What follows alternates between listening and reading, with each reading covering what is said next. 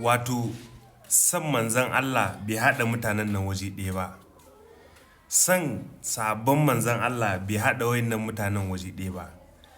san tabi'ai bai haɗa mutanen nan waje ɗaya ba, san addini bai haɗa mutanen nan waje ɗaya ba. Duk wannan abin a zagi wannan, wanne zagi wannan, wanne zagi kungiya wannan, wanne zagi kungiya wannan, wanne zagi akida wannan, wanne zagi akida wannan, amma abu ɗaya tak ya zo ya haɗa ɗan ɗarika a waje ɗaya, ɗan izala a waje ɗaya, ɗan kadiriya a waje ɗaya, ɗan kur'aniyun a waje ɗaya, kai ɗan ma kowane sharme a waje ɗaya. To Allah ya sauke,